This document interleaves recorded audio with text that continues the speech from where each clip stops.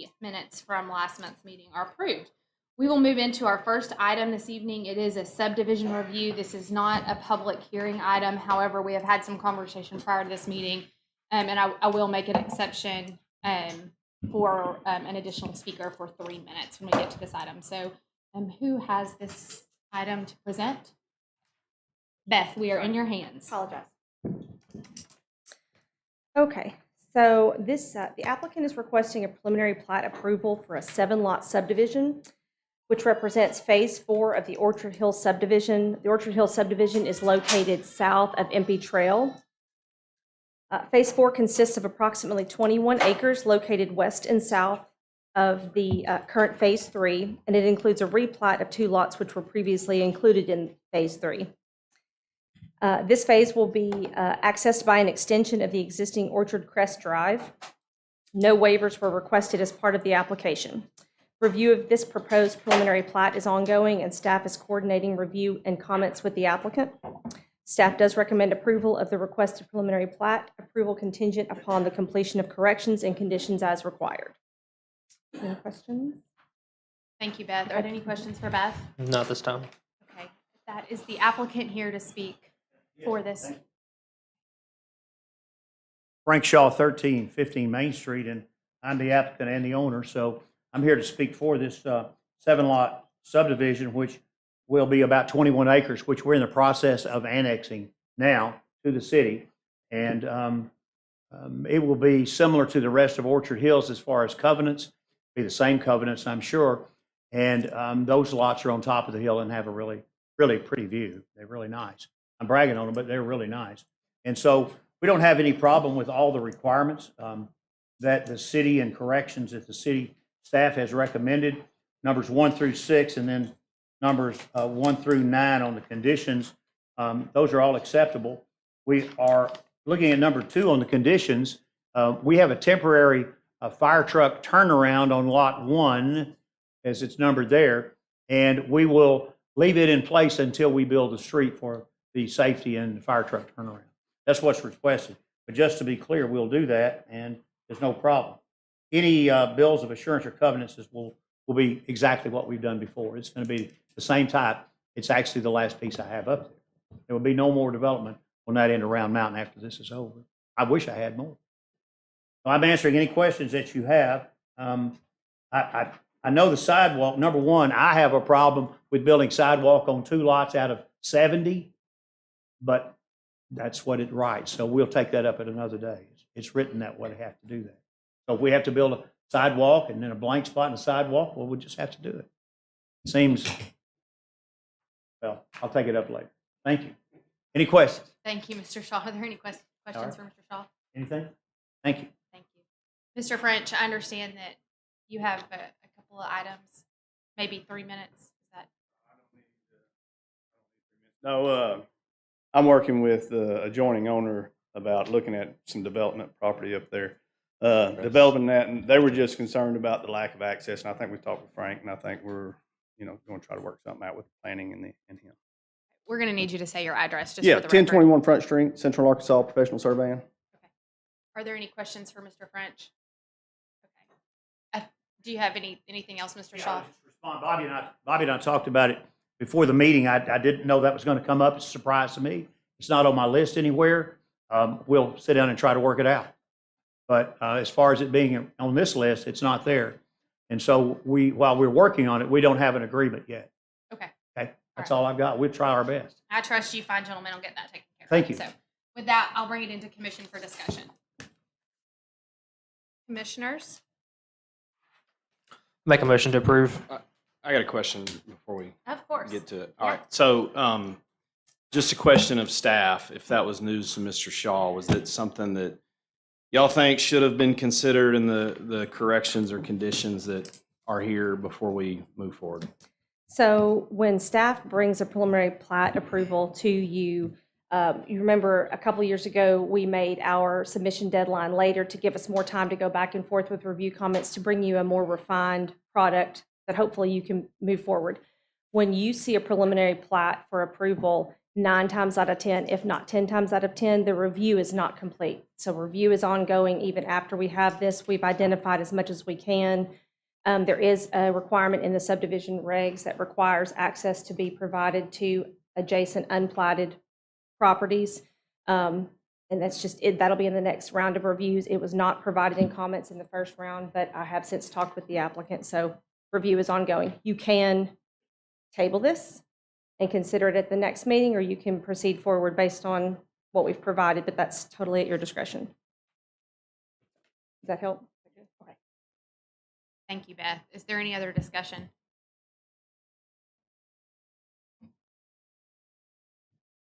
There's no discussion, then I'll accept a motion. I'll make a motion again to approve staff Second. recommendations. So I have a motion from Alexander, a second from Jensen. All those in favor, please say aye. Aye. Anyone opposed? That item passes. Thank you. Thank you. With that, we will move into the public hearing portion of our agenda. Just a couple of housekeeping items. The Conway Planning Commission makes recommendations to the City Council on public hearing items. Items reviewed on this agenda will be considered by the City Council as early as September 26, 2023. Items not approved by the Planning Commission or Board of Zoning Adjustment may be appealed to the City Council within 30 days of the date of denial. So there's a few people here tonight.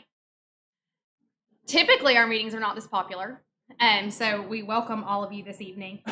Just a couple of things. We do have 3 items on our agenda, and I think we're going to make a motion about the order of which we take these here in just a second, is my understanding. But just to kind of go over a couple things to help the meeting run efficiently and help us to have thoughtful and thorough conversation. We may get to an item on the agenda this evening where there are multiple people either in favor or in opposition to. Typically, the way this goes is we will ask the applicant to speak, we will ask anyone in favor to speak, and then we will ask anyone from the opposition. The first speaker gets 10 minutes, and the subsequent speakers get 3 minutes after that. We have found that if we can limit the discussion to 3 folks from both the opposition and for those in favor of, it does allow the commission to have thorough and thoughtful discussion. And so while that is not a hard and fast rule, it is somewhat of a request. So if there are multiple individuals here for one item, we do ask that you try to coordinate your comments if at all possible. And so with that, I know that there has been some discussion among the Planning Commission with regard to how we take these items. So I will take a motion on the order of the items, if that exists. I will move the last 2 in front of the first one. I have a request to amend the agenda to move item A to the bottom of the 3 items to be considered. Is there a second? Seconded. All those in favor, please say aye. Aye. Anyone opposed? Okay, we're going to consider the item amended, or the agenda amended for this evening. So we're going to start with item B, and we will come back to item A after we consider these what are now the first 2. So who has this from the planning department? That would be me. Hey, no problem. So we have, just for clarification, this is the request to rezone PUD and A1 to an R1. This is at the site location 5620 and 5625 Spencer Lake Drive. There's approximately an 11.86 acre piece of property that's broken into 2 pieces. One on the larger portion is on the north side of Spencer Lake Drive. It's approximately 9.45 acres. And then on the south side of Spencer Lake Drive, there's an additional 2.41 acres. Current zoning has this as a planned unit development and a small sliver of A1 agricultural district. The requested rezoning is for an R1, 1 family residential district, and adjacent zoning is R1 with along Lake Carroll Dam. To the east, there's A1. To the west, there's R1. And to the south, there's R1. The projected traffic impact with a rezoning to R1, the likely increase in traffic impact could be slightly higher to the current zoning in the PUD due to limitations on the PUD's unit count. The site will develop into a single-family residential. Current traffic counts: 970 ADT at Paget Road, 760 at Bay Hill Drive, Spencer Lake Drive is a local residential street. It's approximately a 50-foot right-of-way. Paget Road is a minor arterial, which will require an 80-foot right-of-way. There's not currently any street improvements planned at this location. Staff comments, the applicant requests to rezone from PUD to R1. The comprehensive plan for this area is single family, and the request is consistent with the comprehensive plan in this region. The existing PUD was approved in 2005 and has not developed since this time. The PUD states that 3.3 duplexes per acre are allowed, which indicates 6.6 units per acre would be allowed. However, the PUD does cap development at 30 individual residential condominium units and also permits a clubhouse and pool to be constructed and an off-site guest parking area. The PUD was approved about 18 years ago, and an R1 zoning is more consistent with surrounding zoning and the use pattern within this area. There is a small percentage of the property that is zoned A1 along Paget Road, which is also a part of the overall rezoning consideration. A1 is used as a placeholder zoning until a use pattern is approved, per section 309.1 of the zoning code. The use pattern approved in this area is single family, which is consistent with R1 zoning. Staff recommends approval of the rezoning. The proposed zoning is consistent with the present and proposed use of the site and will likely not cause harm to the surrounding properties. And I'll take any questions. The applicant here to speak in favor of this item. Come on up, and as you're making your way to the microphone, name and address for the minutes, please. Stuart McConnell, 5725 Brush Creek Loop. The rezoning on the big unit, the big parcel of land, is actually going to be sold to an individual that wants to build a house or two on it, two at the most. The smaller piece of property is being rezoned just because the other one's being rezoned, and I just want to do it at the same time. I have nothing in plans on that right now. Are there any questions for the applicant? So in my mind, it's a win-win for everybody in Spencer Mountain. Everybody that lives out there. You know, it's just going to be two houses on 9 acres at the most, probably just one. We typically have a few chairs here, and I like to just say if you could step in the batter's box for us, I won't make you walk back and forth. If you could just, yeah, right there. We won't make you take it. Maybe you can sit on the table or something. Here, you can come up here and join us. We got a chair right here. You can sit there. Is there anyone else here to speak in favor of this request? Is there anyone to speak in opposition? With that, I'm going to bring it into the commission for any questions or discussion.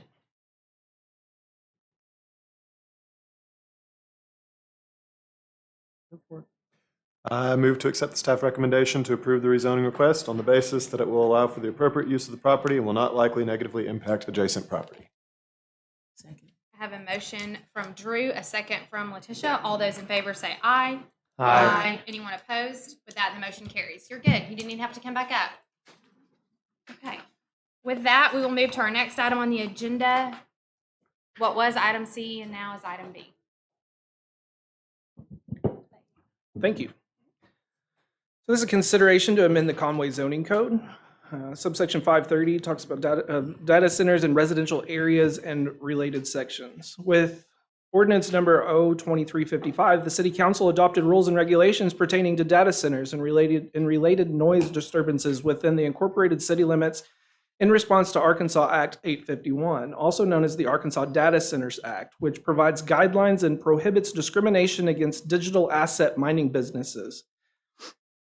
Current zoning regulations do not define a use in kind to data mining, data centers, crypto mining, or other similar uses. And the following amendments to the to the Conway zoning code are proposed as provided. Staff is looking for recommending to forward this to the City Council with a recommendation of approval. If there are any amendments to this, Madam Chair, the staff would recommend that those be provided to staff and that this item would be tabled rather than amended. Are there any questions for Chris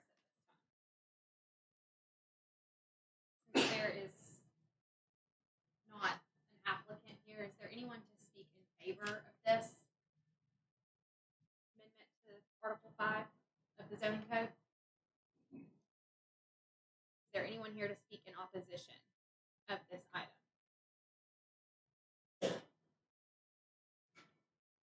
With that, I'm going to bring it back to the commission. I'm going to just ask, just for those folks at home, up until this point, what process has this gone through? So data centers has been recently changed in the state legislation, and the state legislation really wrote a state law that it was rather challenging for staff to interpret. It went through the process somewhat in reverse because the regulations and guidelines were adopted before the zoning use because of a deadline that was set with the state statute. So in this case, this is follow-up zoning that would identify those locations where those specific considerations would be. And the reason why I stated that if there was any amendments to table this is because we followed the state guidelines in creating this ordinance as written. So as it's currently written in accordance with our city attorney, it's pretty well set as far as the permitted use table. The one thing to consider on this is it does have two permitted uses. You can see data center limited and data center general. So the data center general is a secondary use designated for a location primarily used in conformance with traditional zoning requirements in which an occupant, owner, tenant, or other entity is engaged in storage, management, processing, and transaction of digital data, including facilities used for cryptocurrency mining, which houses networked computer system, which may include supporting equipment such as batteries, backup power generators, HVAC and cooling systems, and other similar uses otherwise not permitted by right. This use shall include digital asset mining as defined in Arkansas Data Centers Act 851. This is slightly different than data centers limited. Data centers general would be allowed by conditional use permit almost across the board, except for I3, it's allowed by right. Data centers limited is different. It's a use designation for an actual facility that would be constructed and operated that is engaged in storage in those same processes per Act 851. So this is actually a new facility. And those would only be allowed by conditional use permit in I1 and by right in I3. The by right in I3 in the state statute, you have to have according to our city attorney, you have to have an allowed location in the city. By right, I3 seemed like the most appropriate location for a data center because they can be loud. The state prohibits the community from taking certain actions. You can see some of the language in the considerations for data centers. For example, no condition shall further limit sound decibels beyond what is identified in O2355 pursuant to Arkansas 14.1.501, and no condition shall require special conditions for differing types of data centers pursuant to AR 14.1.501. So it is a rather complex law for such a small law, but it's also something that we have to address because other communities in central Arkansas have had these type of requests, so we needed to get something on the books. Thank you, Chris. We appreciate that explanation. Is there any discussion by the commission?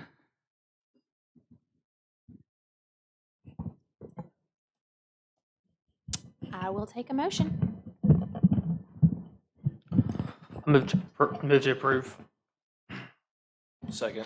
Have a motion from Alexander, a second from Jensen. All those in favor, please say aye. Aye. Anyone opposed? The item passes. Okay, with that, we will move to what was item A on our agenda. And so, Chair, yeah. I'd like to recuse myself from the following topic. Okay. All right. Well, thank you for letting us know that. Just from we still have a quorum, right? Okay. Thank you. Because these people would be really disappointed if that was not the case. So, who has us? This will be Ryan. All right, Ryan. The lucky one. Tonight we bring a request to rezone 80 acres roughly east of Lakeview Drive from A1 Agriculture District to R1 One Family Residential District. The adjacent zoning to the north and the west is unincorporated. It currently has single family development. East is the TJ Rural District and south is R1 One Family Residential District. This is not in any overlay. The comprehensive plan designates this area as single family. We looked at the projected traffic impact. We anticipate this site developing into a single family residential district. This could yield before streets, any new streets are taken into account, 428 single family units, which would increase traffic, 4,036 vehicle trips per typical weekday. This number will come down some when they build streets out, but we have to go on the raw land at this point. It is not within any special floodplains. Utilities, I spoke with Conway Corporation. A pumping station will be required to provide for wastewater disposal. Other than that, it will be up to the applicant to extend utilities to the site, and that will be done. We'll look at that during the site development review process. Kind of in summary, again, this is a rezoning a request to rezone 80 acres from A1 to R1. The regulations for the A1 agricultural zoning district are designed to preserve and protect prime agricultural land and to protect underdeveloped areas from intense uses until a use pattern is approved. With the comprehensive plan, we define this area as single family, which establishes the use pattern, which is why this rezoning would be appropriate for this area. We've also looked at this and seen that single-family homes exist to the north and west. The east and south at this time are largely undeveloped. And we will require sidewalks to be constructed as a part of this development, and we do not believe it will likely harm adjacent property. Based on this, we would recommend approval of this rezoning. Questions? Thanks, Ryan. Are there any questions for Ryan? Not yet. Not yet. Yet's the key word. You got it. All right. Is the applicant here to speak in favor of this request? Yes, I'm Bobby French with Central Arkansas Professional Surveying, 1021 Front Street. I represent Good families trying to rezone this from A1 to R1. They do realize there's going to be significant infrastructure, build out to get the project there, water and sewer, and I think, Ryan said it good. I mean, it meets the requirement. I mean, it's master plan. I mean, I think everything is there for R1. I'm not sure why it wouldn't be. I know other people here probably feel differently, but they will be required to meet all the detention requirements and everything else that is required in R1, and they're willing to do that. I have questions. I think there are some questions. I got a question. So I don't think it's a requirement of R1 request, but do you have an idea of what the plan is out? At this time, they don't even know what it's going to cost really to get the sewer and water to the property. So before they even go through the design and all that stuff, they want to see what, that they could get that R1 zoning. So at this time, they really don't know. I mean, anything that could be allowed in R1 possible.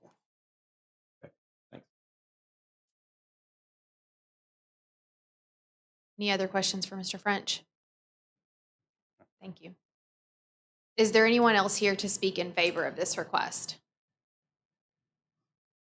Okay. Oh, I'm so sorry.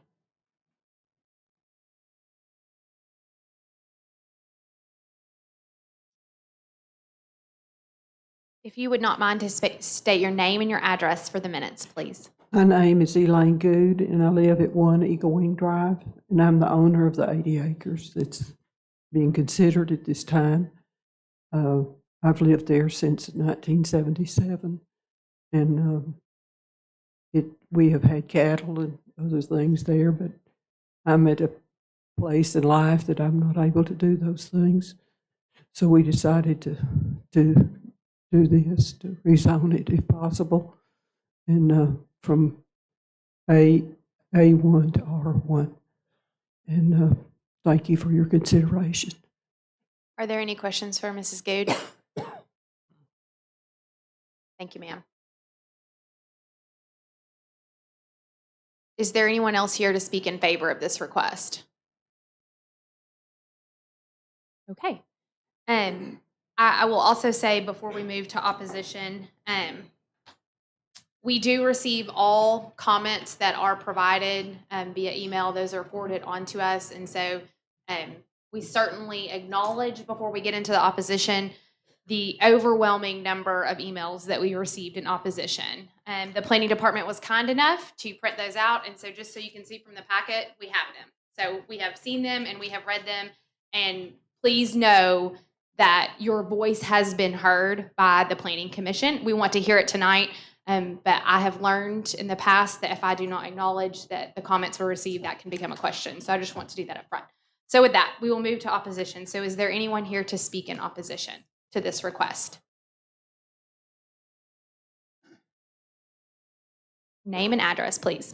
My name is Floyd Ballantyne. I live at 2920 Lakeview Road. That's on the corner of Lakeview and Cadron Gap. I've lived there for 34 years. First of all, let me thank all of you for allowing us to speak in opposition to this. The changing of the A1 to R1 on Lakeview Road, property known as Eagle Wing, owned by Ms. Good. I've lived 4 houses down from that for 34 years. It's been a pleasure to live there in this area. We have a great neighborhood where kids can ride their bikes and couples can take walks. This is possible because of the large existing lots. With the lots of trees and wildlife, we all bought our homes because of the freedom of the space in that area. We built homes on lots that range from 1/2 acre to 3 to 5 acres. It's a predominantly rural area, and that's what we wanted, and that's what we want to keep. At great expense to all of us, we put a lot of money into the area because that's where we wanted to stay. The attempt to rezone to R1 is in an effort to build on our understanding, and we could be wrong, but we understand 447 small homes in that area on this 80-acre lot. The infrastructure in this area is not capable of handling the addition. The density and the character of such an addition would not fit the surrounding area. Let's start off with traffic. A subdivision of this density would bring in an additional 800 to 1,000 extra car trips a day onto that lot. The road cannot handle that. There are 2 roads out of the area, Lakeview Road and Cadron Gap Road. One leads to Old Highway 25 that the state just moved because of the number of vehicles coming into Conway from the Worcester area. They felt that it was unsafe on the old highway. So now we want to put this back, more cars in the same area. That's not what we want. The existing Lakeview Road in front of my house is 19 feet wide. If a truck and a trailer or a sanitation truck is coming at you, you hold your breath until you get around it. Otherwise, you go off the edge, and it's not a good thing. We have had wrecks in front of my house between cars and trailers. The trailers themselves, regular 6x16 work trailers, are wider than the lane, and they cause problems. If you add an extra 1,000 cars into that, that's not a good thing. The existing water service in the area is by Beaver Fork Water. I know they mentioned Conway Corporation. Conway Corporation, I think, would have to buy the existing lines from Beaver Fork before they could replace them with their own. Beaver Fork Water is not adequate to carry 400 new homes. Not to mention, city fire truck pumps that we have now are too much for those lines to handle. They're 6-inch plastic, and the city pumps would collapse them. Then you have storm drainage. The property in question is the lowest point in the neighborhood. And with extra slabs, driveways, roads, sidewalks, all that would increase the runoff to the area, causing flooding to some of the surrounding areas. That brings us to the problem of sewage. All the existing properties have septic tanks. As you know, there are no city sewer available north of Skyline. That's going to be an extreme expense to bring out. Large lots is what makes this work. That's what makes the septic systems perk. I've been told that they want to pump it to the city sewer in the area behind Marketplace Restaurant. It's going to be very expensive, and you're going to make a lot of people mad when you try to cross their property to do so. I know that the North Hills subdivision on Highway 65 has a private treatment plant that the outflow is pumped into the Cadron Creek in the area around the county road shop. I've been told that it smells so bad in that area that you don't want to be outside. Ladies and gentlemen, the Cadron is a secondary water supply for the city of Conway. Is that really what we want to do, put stuff like that into our secondary water supply? I heard it said that the runoff could be sent to Beaver Fork, also a secondary water supply, city of Conway. We know that the geese already cause enough problems out there with E. coli that it's been closed all summer. We don't need anything else added to the Beaver Fork area. Emergency services would be stretched to the limits. The property is just outside the city limits at this time. Half of it is, half is in the city, half is out. That means the county sheriff would be responsible for all the crime or anything else that happens. I don't think that our great county sheriff's department, and I mean that seriously, they are great, is ready for this. I know they would do their very best, but that's a lot to ask. In case of a fire, I would put Conway's fire service up against anyone's fire department, anywhere. But they might not be able to hook up to Beaver Fork's lines because of the extreme pumps that produce so much force. And that, like the traffic issue, is a safety hazard. As a 35-year employee of the Conway Corporation, I've witnessed a great deal of change in our community, most of it good. This building of this high-density addition is not the best use of this land. As a 10-year member of the Conway School Board, it was my pleasure to serve. However, it also gave me some insight into the school issues. 447 new homes would not only bring another 1,000 cars a day, but it would add 300 to 400 new children into the zone of Theodore Jones Elementary, a school that is already overtaxed and overworked. This would bring about the rezoning of the schools in the entire area for better distribution of students. Believe me, I know this to be a headache of extreme proportions because I took part in it. We don't want to have to do that. Excuse me. The existing zoning codes, your own codes, states residential districts shall promote desirable land use and development in order to protect district character and to conserve land and building value. The density of this development will produce an abundance of light pollution from the areas and many street lights. It'll run off the wildlife. We have deer, fox, all coyotes, everything out there, and they're going to be gone if we build this. This is not protecting the district character, that's destroying it. All of the surrounding subdivisions in the area have lots that range from 1/2 acre to 1 to 3 acres and even larger. We need to maintain the existing values of the district. This development would not go along with your own codes. None of us would have a problem with 60 homes on that 80 acres, 1 acre lots. But with 447 is not feasible on this property. The expense to the city, not the developer, but the city would be probably in the millions of dollars. The 2 roads would have to be rebuilt, wider, with drainage, gutters, etc. The road to the south of my house, Cadron Gap Road, is 15 feet wide. That goes out to Highway 65 North on top of Skyline Drive, where it is nearly impossible to pull out in the morning or just about any time of day. The state or the city would have to install traffic lights. Can you imagine the headache that we would have in this town when all those people coming in from Greenbrier are suddenly backed up? This area needs to stay exactly like it is now. Don't break your own codes by approving this rezoning. In closing, it's worth noting that the commission recently denied a rezoning in the area, I believe, of Spencer Lake. All we ask is the same consideration for our neighborhood. First, we love that area. This is our homes. I cannot imagine what 1,000 extra cars on those roads would do. These other people are going to tell you about accidents that have almost happened. All these people in the red back here are against this. We have no problem with Miss Good selling her land. It's hers.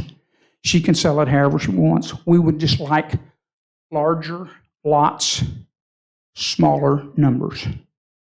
And if you would please take this into consideration, we all ask you, keep our neighborhood like it is now. We love it. I think that Brooke has some paperwork for you guys also. So at this time, thank you very much. Thank you. Are there any questions?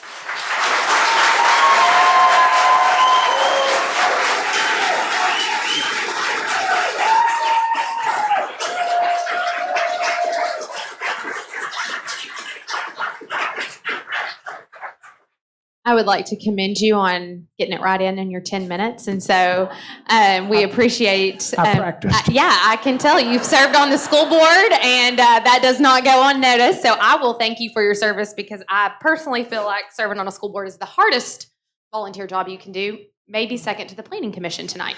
So with that, are there any questions? Well, we may get you to hang there for a second. Are there any questions for him this evening? Okay. All right. Thank you. We appreciate it. So is there anyone else to speak in opposition? And so just as a reminder, it'll be 3 minutes. Yes, ma'am. Okay. All right, perfect. My name is Adam Barron. I live at 930 Big Sky Trail. Say that again. I'm sorry? Say it one more time. Adam Barron, 930 Big Sky Trail, directly across from Eagle Wing Drive. As I said, I have lived directly across from this property for the past 7 years. The property being discussed tonight. I'm not an expert on the topic at hand. I know virtually nothing about zoning. My wife is the expert on all of that. But I can speak to my expertise of living in the immediate vicinity of the Eagle Wing property. I know development of an area such as ours is a matter of when, not if. My concern with development in this case has more to do with the ecology, the resident safety, and developing in a way that represents what is right for the people who love our area and call it home. And I might be way up on this mic. So the primary inroads to the area in question, Cadron Gap Road and Lakeview Acres Road, are narrow. They're roads with no sidewalks and a lot of blind curves and hills. Even with the limited amount of traffic in the area right now, any one of us could tell you a story wherein we were driving, walking, cycling, and were almost hit by a motorist in one of the numerous blind spots or curves. A dramatic increase in traffic due to the development of 400 plus houses in the area would require a significant investment in that infrastructure, wider roads, safer footpaths on these thoroughfares to keep pedestrians safe. My 12-year-old son has started riding his bike out on Lakeview Acres Road recently. We made him wait till he was 12. And I'm admittedly worried each time he goes out on the road. Throw another 1,000 cars into the mix, and that danger increases dramatically. On a separate note, I can tell you that there's poor drainage in our little valley. Again, I live directly across from this property. I live in the same valley. When it rains, the high water table forces that rain to the surface rather quickly, which makes me wonder how a development would address drainage. Our land did not pass percolation tests when we bought it. We had to do a gray water, black water system with a septic field and had to spend a lot more money to do so. I can't see that being something a developer would want to undertake, so what would they do? How would they address that? And what would that solution do to the surrounding people, properties, and water sources? Again, I'm not an expert, but I've lived there for a long time, and it begs questions about how they would address these issues, along with utilities, emergency services, schools, sewage. And on behalf of the current residents, I do ask this question. Would the substitute be to our benefit as a community or to the benefit of a few? Whatever you folks decide, I would ask that you consider not only whether the land is suitable for R1 rezoning, but also whether the rezoning is in the best interest of the people already living in the area. Much like you did for the population of Spencer Lake. Many of us spent our lives working to build a home on land away from high density, high traffic subdivisions where we could have privacy and peace. For the people who live in our area, it's our destination, the forever homes we've worked toward for a long time. Our area is beautiful as it is, and that natural beauty would be dramatically altered by a significant increase in the area constituted by a number of cookie cutter homes. Again, I wish you deliberation on your matter tonight, and I thank you for the opportunity to speak.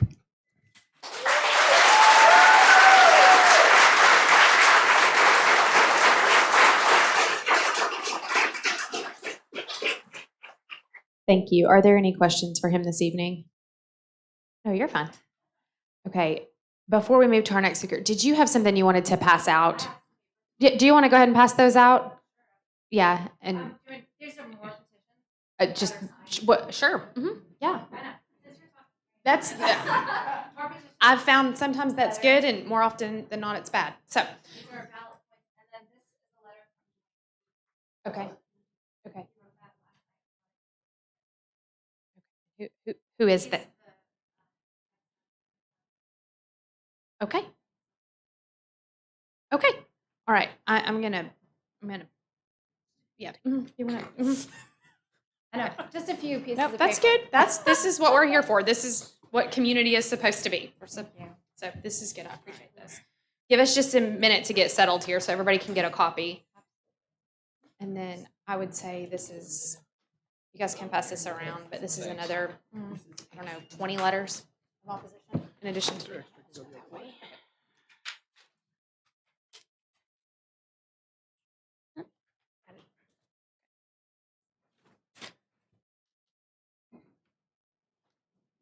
Okay, and so just for those who are, not with us in the room tonight, there's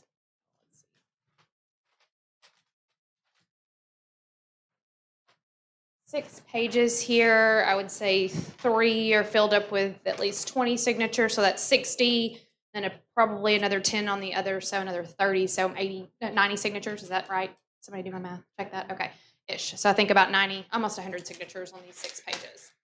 So we'll give that here, and you guys take a moment to read what she's prepared.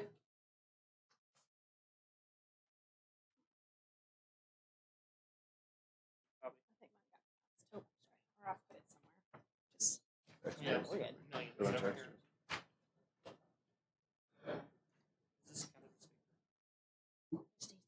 Down that way. I have no idea. Yes. Some more goes that way. Okay, perfect.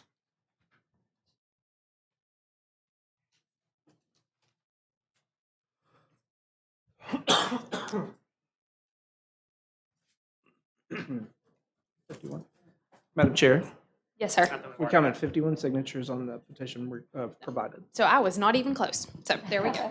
I said 100. Clarification, Chris, that's in addition to what we've already received in email. As far as we're aware, yes. Okay. Lauren, do you know how many emails?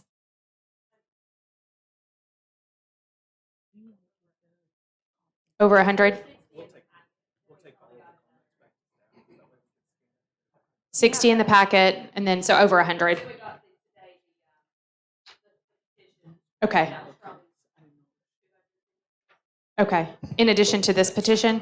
Okay, so there were 200 on the other petition and then another 51 that you all counted. Can I correct you that there's 300 on the petitions that were emailed to you today? If you guys Okay. want to check those. Okay, 300, 51. I feel like an auctioneer. 60. Okay, perfect. We've got an idea. Okay. Madam Chair, Just a few. Yes. just one final note, if there's any additional comments that were just delivered to us, if I can collect those, please. That way I can ensure that if this gets forwarded to the city council, that they have a copy of all public comment. With that, the floor is yours. Oh, thank you. Brooke DeSoto, 54 Bluebird Lane. I wrote out something, and I try to not use those notes and just speak with you tonight. First of all, thank you, neighbors. Woo! Good job. And thank you guys, seriously, in front of me, for your time. I know that this is not an easy decision for you this evening. Adam, Floyd, their points were perfect. I'm not here to dispute any of that. I can add on to that all day long. I've been a resident of this area for close to 18 years.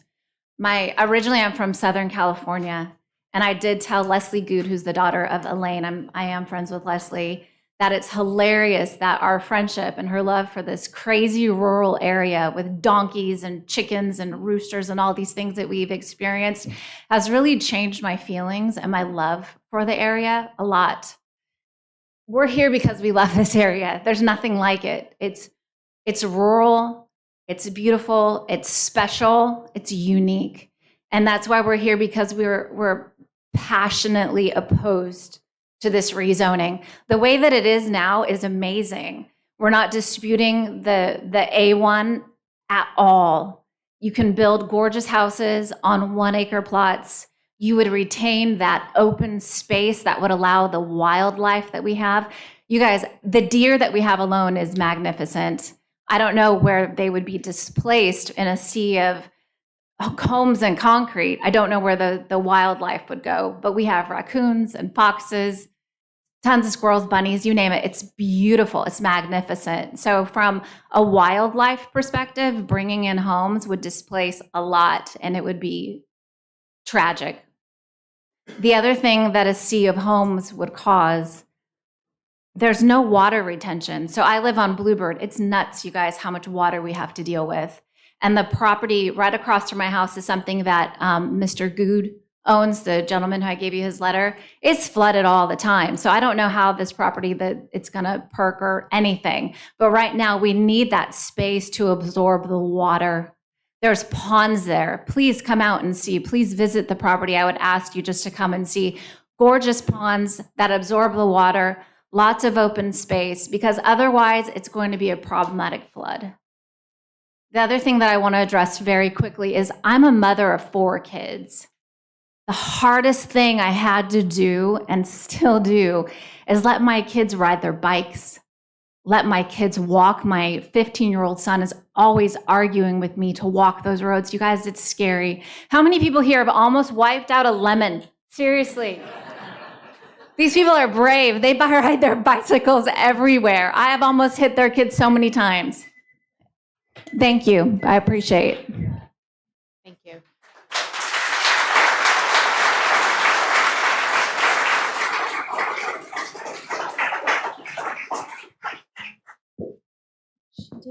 Did we get your name and address? You gave it, but I don't. Oh, okay. Drew got it. Good job, team. Okay. Thank you. Are there any questions for her this evening?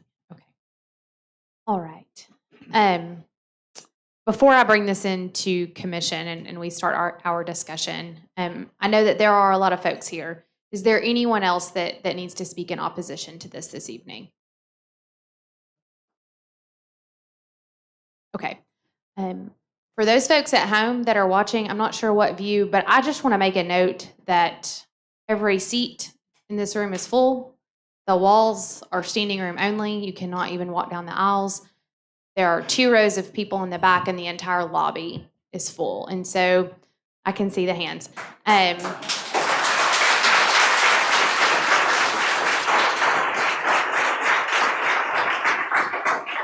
I note that for a couple of reasons. Number one, I want to make sure the folks at home know what the atmosphere is in here. And secondly, I'm proud to live in a city where this many people come out to have dialogue around this. And I think it's real awesome that the doors are open and we have this many people here. And so I think that that's a real good thing. So with that, I'm going to bring it into the commission for discussion. So commissioners, what say you?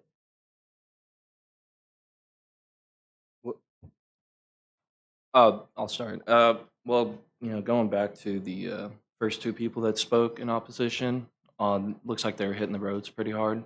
And, out there are 3 ins and outs, and it's Lakeview Acres.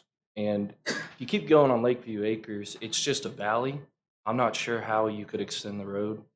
More lanes on that, really don't know. And it comes to a stop sign down there. That just seems like backed up traffic to me, and those are blind corners and blind hills if you've driven on it. And then Cadron Gap Road, same thing as blind corners. There's one corner at the end and there's no street lights. This corner at the end's 90 degrees. It's all gravel. And then going the other way to Lakeview to get, probably you would go and get on the highway. There's a road called South Shore, and it is paved, but there's no painted lines there. I think there's no painted lines there because they'd realize that 2 cars really can't fit on that road. So with the roads, with the pushback, with not really any idea of what they're wanting, I think what they want is, a lot of homes, over 100 at least, or else they would just keep it with A1 and do the 1 acre lots. So I think that's their goal. But not knowing what they don't know how much it costs for the sewage and the utilities to run. I mean, that would be, I think that's what you would first look at when you're starting a development, is start breaking down the numbers.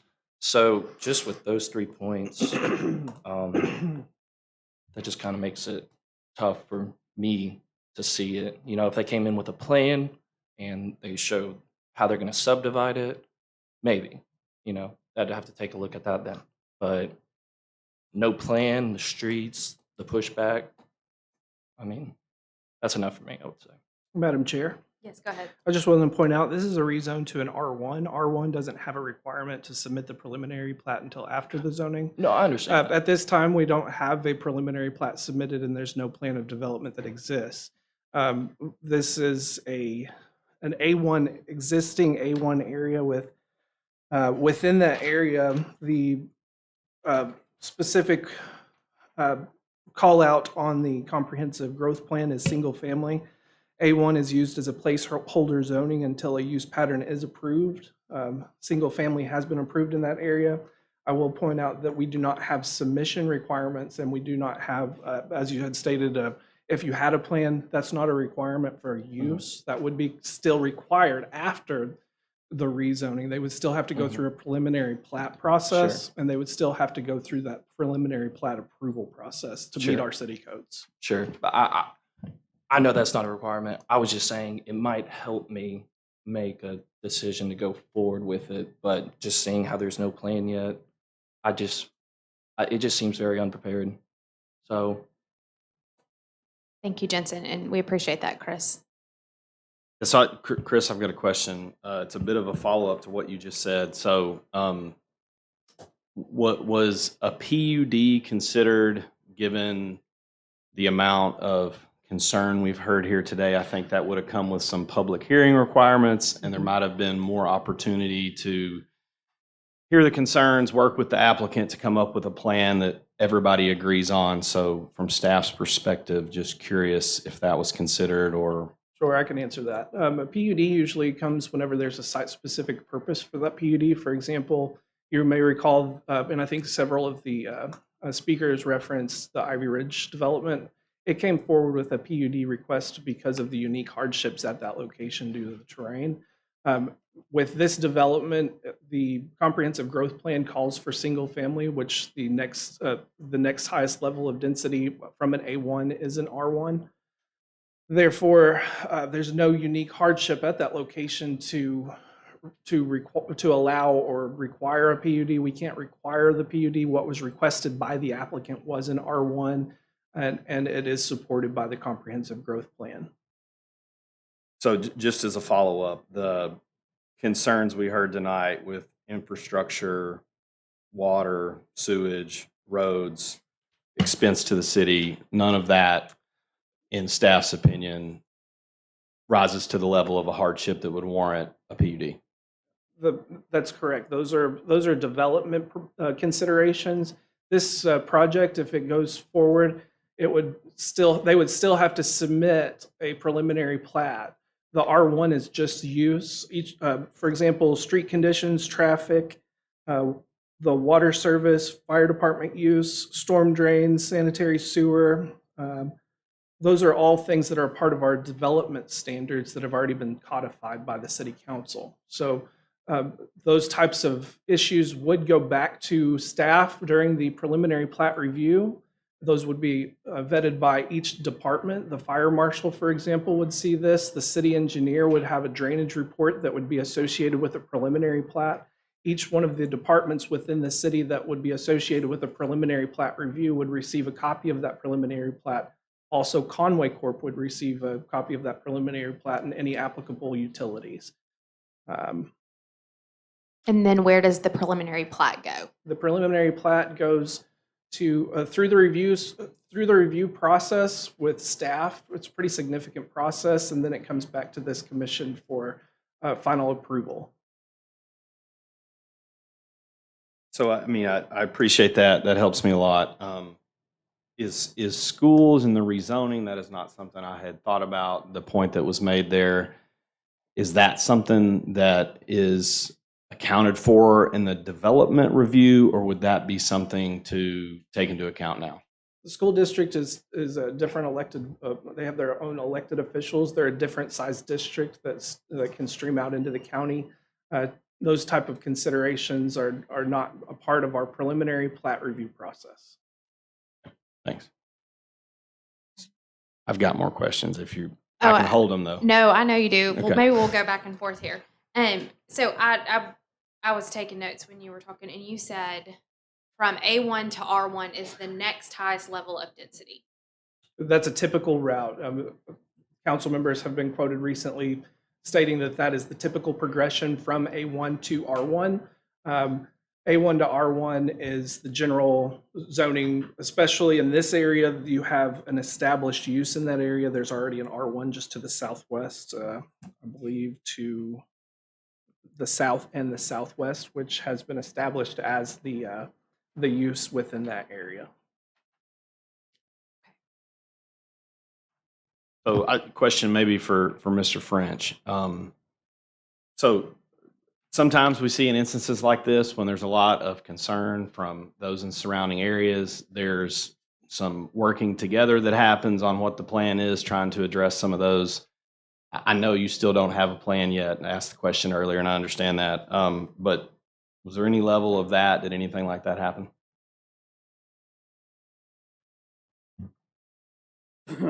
You asked me if they're drawing something up or trying to figure out what, that's why I don't understand your question. So we've just seen in the past when a request is being met with this level of concern that there is some work that has gone on beforehand to address. With the adjoining owners? Yes. No, they haven't. I mean, truthfully, honestly, Mr. Good came to me and asked me to go from A1 to R1. I never dreamed in a million years I'd be in a room with 200 people. You know, I've done a bunch of these and I've never had anybody complain about R1, A1 to R1 ever. But, you know, I understand. I'm not trying to say they don't have a valid point or whatever, you know, but that's, you know, I never dreamed, you know, so we didn't go speak to the neighbors. I didn't really, truthfully, didn't think that it would be an issue. You know, I really didn't.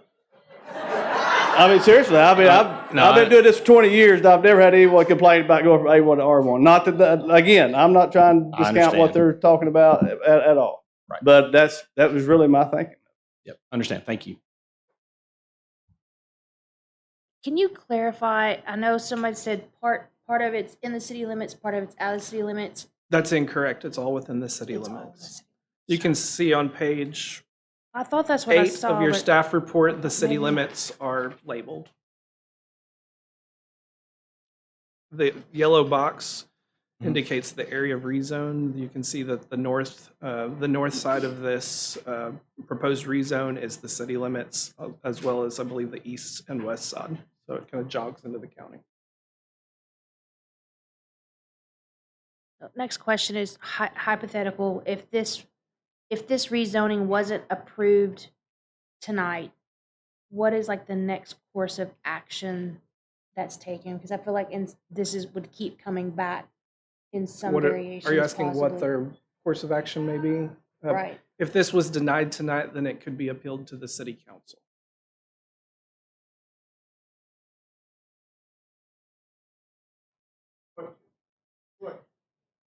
Sir, we have brought this back into commission. I'm sorry. Yeah, I'm sorry. Yeah, so I'm not exactly sure where I'm at on it, but I'm hoping that I'll kind of put out some of the things I'm thinking about, hear from the other commissioners, and that we'll land on whatever the right decision here is. So this is tough. I feel like we're limited in what we can do given the ask, and that's kind of where all of me potentially supporting this is coming from. So, on one hand, I very much value and put a lot of weight on hearing from those who are going to be most impacted, and we certainly have heard that tonight. And that's a big deal to me. But we're being asked, my understanding, and I would love to hear from the city, the staff, if I say anything wrong here, but we're being asked to look at the land use. And a lot of those that a lot of the citizens we heard from tonight live in the adjacent areas, which are also R1. And so the request is to move to a zoning that is concurrent with what is in the area. And my understanding is also that A1 is not meant to be is not meant to be a permanent zoning. It's to be used until there is a pattern established in the area, and the vast majority of the homes in that area are R1. So I would say that there has been a pattern established. How we're limited, in my opinion, is that R1 is our lowest density zone. And so if you're requesting R1, they could build houses that are exactly shape and size of the surrounding areas. They could also build something that is much more dense, which I totally understand the angst that comes with not knowing. I would have absolutely preferred to seen a plan, but we're being asked to look at our single family homes and appropriate land use for this land, and I think they are. I do not like the fact. We have kept this meeting extraordinarily respectful. My request is that we do not have any disparaging comments or sounds from the audience, please. Yeah, so I guess I'll try to shorten my comments here, but I wish in an instance like this, we had some sort of bifurcated or subdivided R1 requirements, because this has kind of opened my eyes to the fact that there may be a need, and kind of calls into the question if we as a city need to talk about, is R1 going to be an appropriate lowest density zoning as we move forward? I don't know. I think if we had more options here, this would be a much, much easier decision. But R1 is the least impactful, least intrusive ask that someone can have of their property that they have a right to develop. So that's what I'm struggling with. And that's kind of what I'm thinking. It's a terrible situation to be in, but that's where I'm at. So I'd love to hear others, or certainly staff, if I said anything wrong that would help me out to understand better, I'd love to hear it. Go ahead, Chris.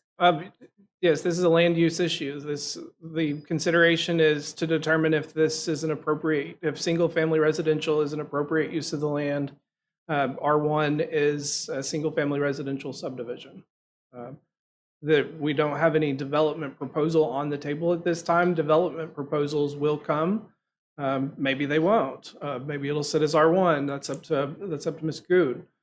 However, all that we're considering tonight and all that's on the table is that consideration for that single family use. I think that one of the things that staff heard was the discussion about Ivy Ridge. The PUD was turned down, but the neighborhood also requested R1 to be in place of that PUD. That was their request because that is the lowest level density, and I think that's important to note. So with the, if the rezoning were to occur and then they go through the plat approval process, obviously there are so many people here tonight because there have not been public hearings and they have not had an opportunity to be heard. And I think it is so important. I put a lot of weight on what the neighbors in the community feel, as well as the staff recommendation. And so, in that situation, would there be public hearing items or public hearings to occur? If for a PUD, the ordinance for a PUD requires a public information session. However, this land doesn't qualify for a PUD request. So you're talking R1 anyways, right? Yeah, I'm talking R1. With R1, there's not an ordinance requirement for a public information session. There's very limited information that we can even request because it's a straight up land use that determines compatibility. So, Chris, given what you just said is again the reason that I'm struggling with this. If this is approved tonight, it will go to the city council for their approval as well. If you forward to the city council, it would be, if you approve tonight, it would be forwarded to the city council with a recommendation of approval from the planning commission. That's correct. So to me, when we can only act within the options that we have, and you said it doesn't qualify for a PUD, which is one of the things that I came in here thinking would be a good option. because it does require the public information sessions. If that is not the case, my opinion is that, going back to, I feel somewhat limited by what is in our R1. I wish there were more options. That is the lowest density we have. Would they be able to consider if this proposal is what warrants reviewing those before action's taken? That feels out of what we can do. The proposal's already on the table, so if it has to go forward with the conditions as codified currently. So if this goes forward to the city council and they were to change the ordinance, then that would likely, they would still fall under the current ordinance at the time of submittal. And Beth may be able to answer some questions relative to relative to the requirements for a PUD submittal, if you have more for a PUD submittal process. But as far as changing a code to try to block a development or try to change a development, or because you don't have an option at the time of submittal, the code was written as it is. So it will follow this project until it's either approved or denied. So the option to table this and get feedback, if there's any appetite to look at the requirements within R1, would not matter? That's correct, because if you're making changes to change a current development on the table, then those could be considered capricious and arbitrary. If you're making a capricious and arbitrary statement or change to the code to affect a single development, then those can be overturned and could potentially lead to a lawsuit. Okay. We're further boxed in. Yeah. Go ahead. Yeah, I think the struggle I'm having is we're deciding land use, and oftentimes in those, like, processing that out, we're taking community into consideration of what's there, the culture that is there, and it is a very unique area out there. It's separated by the freeway, and it's not technically, it's city limits, but it doesn't look like the rest of Conway, right? It is different.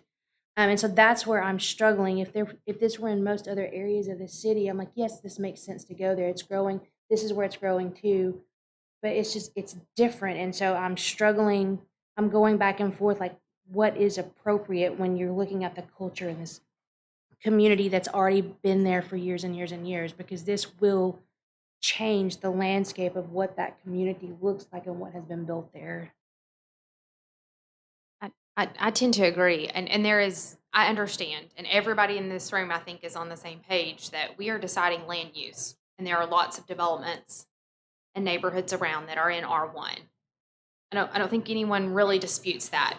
There is obviously some conversation, formal or informal, about 450 houses being developed on 80 acres. I understand that is not what we are considering tonight. Let me be very clear about that. But that is what has caused the turnout that we are seeing this evening.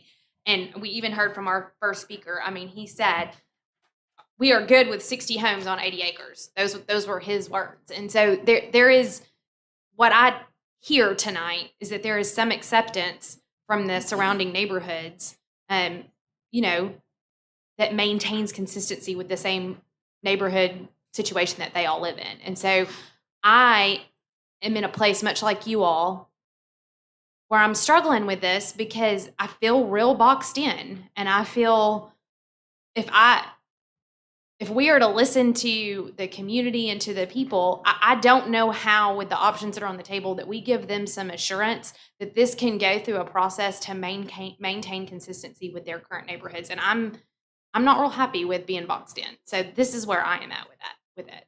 So is there a way to not be so boxed in?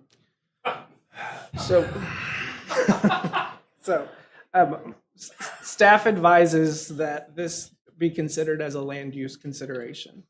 The city council has adopted code for the development portion of this project. The development portion of this project is not currently on the table. For example, the storm drain system will be, and I totally understand the community's response to that. However, the city council has adopted the drainage criteria manual. The drainage criteria manual will be used for any development at this location, and it has to go through that rigorous review process for the development portion. The land use portion of it needs to stand alone as a compatibility and make a determination in the opinion of staff based off of the comprehensive growth map at this location and the adjacent uses. So I guess, thank you for all that feedback. Very helpful. The PUD consideration, can you talk more about why it doesn't qualify? Because it seems like, again, I would love to encourage more time to consider all the concerns we heard tonight, and that would require that those discussions happen. Avenue to do that, I think I could be supportive of that. If it's truly the land use, is this appropriate for single family homes? My answer is yes. But is there any avenue to pursue a PUD? Can you go back over that for me? So to have a PUD, a planned unit development, you have to have some sort of unique qualifier. For example, a terrain issue, a FEMA designated special flood hazard area, some sort of requirement that would say, hey, we cannot develop this property in the method that traditional zoning would allow us to.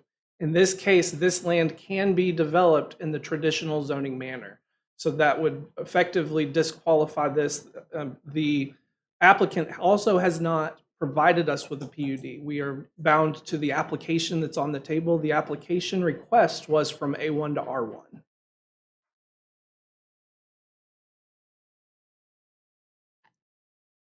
You said it can be developed in the normal manner. How do you know that? There does not appear to be any special hardships, for example, terrain. There's not a regulatory floodway through this area. There is an existing pond at the location. Ponds can be built around. The applicant could present a case for a planned unit development and provide that to staff to make that determination. The applicant has not provided a request for a planned unit development with a consideration, so we cannot consider something that has not been requested. I understand that. That's not my question. My question is, you said that it can be developed, and so there's no indication. Clearly there's opposition to that in this room by 350 people. So, So I would ask, thank you for the explanation. I would maybe ask the applicant, I don't know this, but it sounds like we're going to have people on both sides of this vote, and there is uncertainty in if we make a motion and take a vote.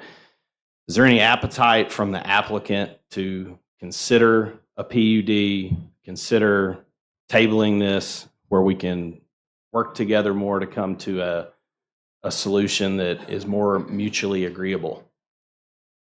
I think, I think really two things.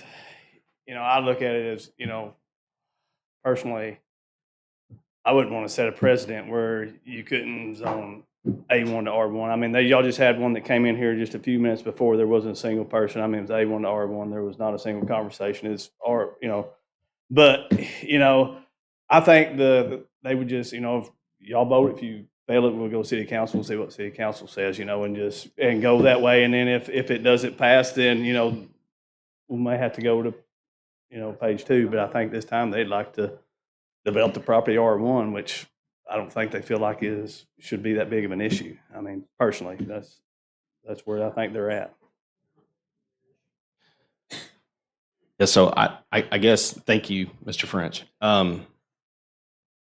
I would agree the city council is going to hear about this either way. I think they already have. Yeah. So, again, I feel very boxed in, and I hear everyone in this room. But if it's land use that's before us, single family homes is appropriate for this area, and we have no ability to dictate the lot size, the number of homes. That's out of our reach. So that's kind of where I'm at on it. I take a little piece in the fact that the city council will still get to weigh in on this. I think a lot of the issues we're talking about are more appropriate for them. So I look forward to, however this goes tonight, hearing it there. And I know there's also the development review process, which will answer some of these. So Adam, I agree with you. You know, you said it, our job here tonight is land use and land use only. If it's a land use, if land use is our job, you have to look at this piece of property and decide if it's appropriate for single family homes. And when you look at it like that, I think it's absolutely unfortunate, appropriate for single family homes. So, I mean, I struggle with it just as much as everyone else does. But when you separate it and you have to look at it as a land use question, I think it is what it is. Yes, we are voting on the land use, and I'm just kind of seeing what this will be. It gets approved, goes to R1, and then comes back with the preliminary plat, and there's 300 homes, and then we're right back in here. Everyone in the room's here, so it's just kind of we know what's coming. I mean, like that is why the rezoning is, on the discussion tonight. But I mean, so I know we can't just vote on something that's not here but if it gets approved, we'll just be back here in a couple months with the plat in front of us and the same pushback. And so I don't know. Well, I take some encouragement in, I can't trust the process. So I too do not love the situation that we have been put in. It seems like there is a better way, or there should be a better way. Letitia. So, I guess the only question that I had was, I'm sorry. Mr. French, has there been something distributed to the people in the room that make them believe that it's going to be developed into this many homes? Is there just something that we're missing, or I know we're not talking about the development. They're here for a reason. So I'm just trying to figure out what they have. I think there's been some conversation, maybe some other family members that are not, involved with the project that may have said that it's possible. Plus, I think the report said, that the R1 would allow for a certain amount. But the property, you're going to have a bunch of detention ponds. There's going to be several detention ponds on the property. I doubt that you get 400 houses. I don't know that for sure, but I would doubt that between the time you put the roads and the detention ponds and all that stuff and sidewalk and all that stuff that you could get 400. How many could you get? I don't know. I mean, you could probably get 300 houses. Could you? Probably, yeah. I mean, is that what they're wanting to do? I don't know. I mean, we just have to see. I mean, but, I think all they're wanting is the zoning R1, which is all over town. I mean, but. Thank you. Madam Chair? Yes, sir. I would point out, and I believe Ryan can speak to this, in the staff report, what was referred to as the 428 single-family units. I believe that is derived from base density, based off of the average, smallest square foot lot for an R1, based off of the overall acreage of the property. So I'm not sure if that even accounts for right-of-way dedication or anything that would definitely be coming out of that. But 428 is, whenever we're writing these reports from a projected traffic impact, we try to give you the absolute worst case scenario as far as the number of traffic that could be generated. If this was a C3 development, for example, you would hear the most intense use of that C3, and that would be where our projected traffic impact analysis would be coming from. In this case, it says 428 single-family units. That's the most intense use that we could determine based off of the data that we have. And if you have any questions, Ryan can answer those. That's correct. It's the minimum lot would be a 60 by 100 foot lot. We use that number. What's not taken into account are internal streets, drainage, because we don't have a plan, so we wouldn't be able to calculate that. So this is the 428 for That's the maximum without taking into account any of that.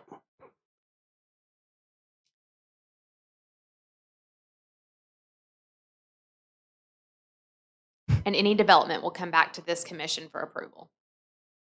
The preliminary plat will come back to this commission. And what all does the preliminary plat entail? It will have the layout of the subdivision with streets, drainage. Very close to, it's been referenced many times tonight, the same thing that we did with Ivy Ridge. Obviously not a PUD. Right. The main difference is whenever the preliminary plat is before this body, the determination will be, does this development meet the requirements of the city code, yes or no? Thank you for that clarification. Go So ahead. with that clarification, if they did come back with a development that could accommodate 428 single homes, then it would be within their right to do that? If they did find a way to get the streets and the drainage all in there, then if they meet the city code requirements, a preliminary plat would have to be approved.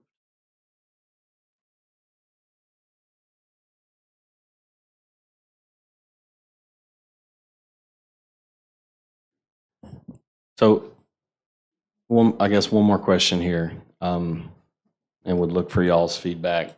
So I kind of see two options. One, we call it to motion, or someone makes a motion and then we vote. Two, is there any, and maybe Chris, you can tell me the appropriateness of this. Is there any way to table this to see if we can get any more idea of what the plan is?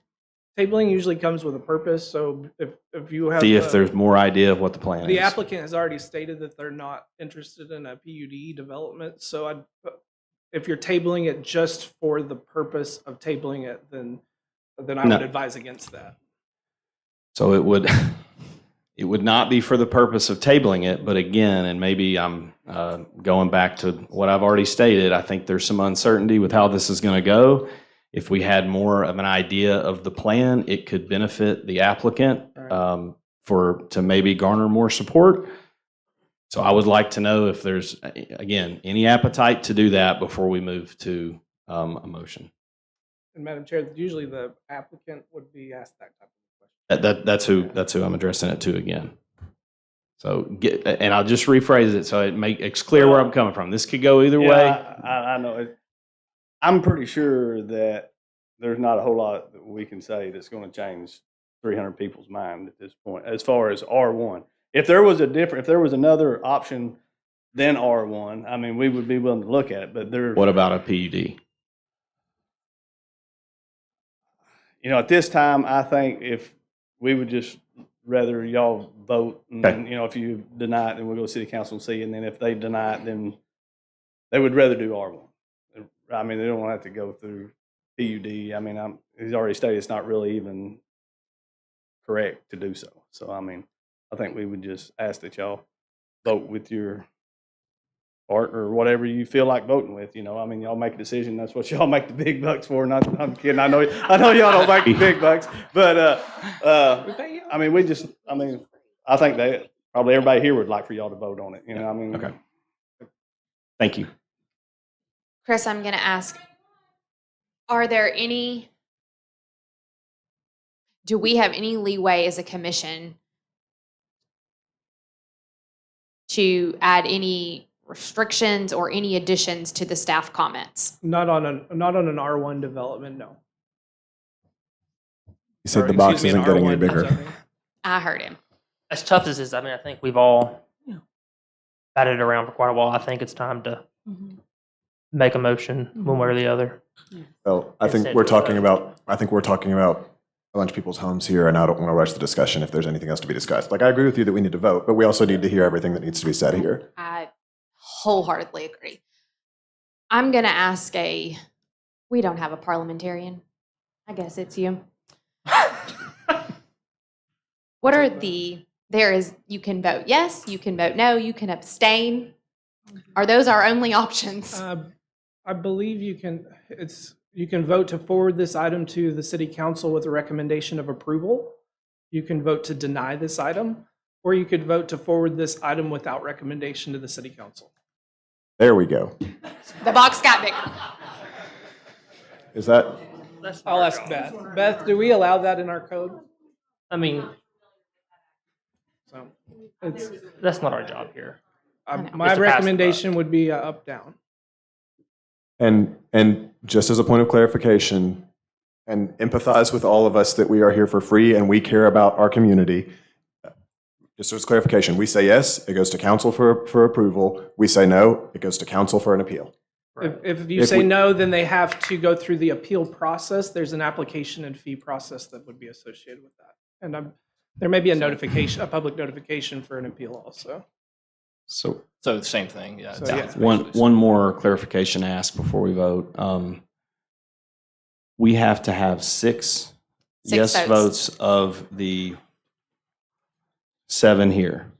So if we have one no and one abstention, or 2 abstentions, the vote fails. So if 2 people abstain, the vote fails. Correct. Okay. Does that mean denied or failed? Like, how would that go to city If the council? vote is not approved, then it would be failed.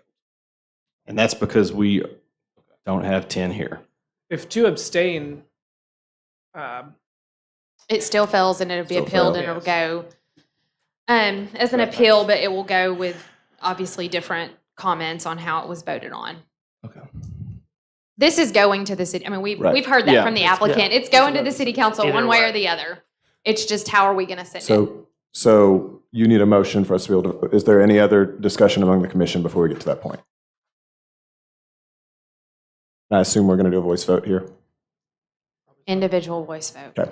So I move to accept the staff recommendation to approve the rezoning request on the basis that it will allow for appropriate use of the property and will not likely negatively impact adjacent property.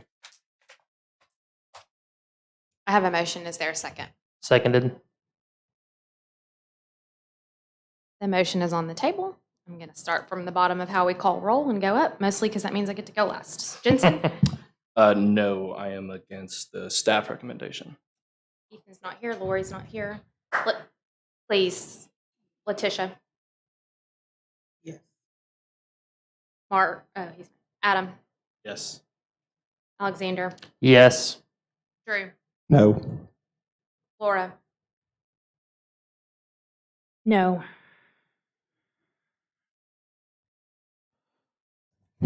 Hey, you wanted to be last. 3 yeses, 3 nos. I mean, it fails no matter what, right? I know, but I still have to need your vote. vote. I'm going to vote no.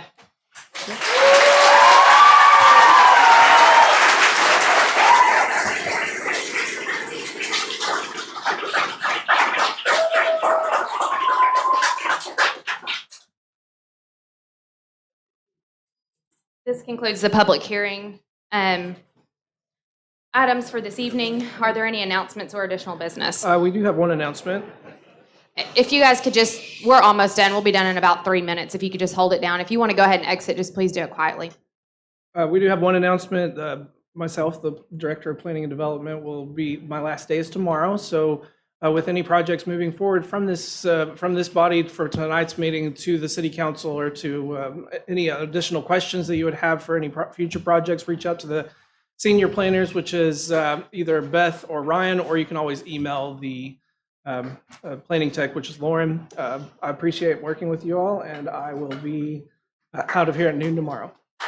Chris, congratulations. I'm told that you were stolen from us by Siloam Springs. I don't know if you wanted to share that, but Yes, nothing's I'll a be secret the, in Conway. I will be the Director of Community Development for the city of Siloam Springs. I'm moving back to Northwest Arkansas to be back with my family.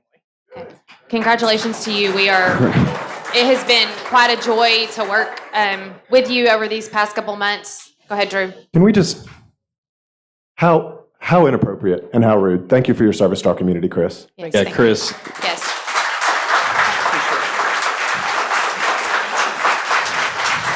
I want to thank the planning department for your work on this month. I know it has been a lot. Did you have a comment? Go ahead. I just wanted to thank Chris. It was great working with you. Wish you the best. Yeah. Yes, we thank you, Yeah, Chris. sometimes it's difficult. We as planners, we look at the code.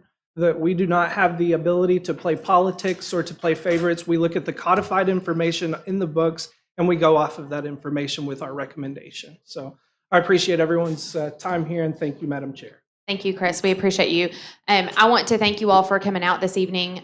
Thank you for your patience with us. Tonight was the hardest planning commission of my tenure. And so it was very difficult for us this evening. And so we appreciate your patience with us. We appreciate the respectful nature, and we appreciate your engagement in community. So thank you. With that, I will take a motion to adjourn the meeting. So moved. The meeting is adjourned. Where's my gavel?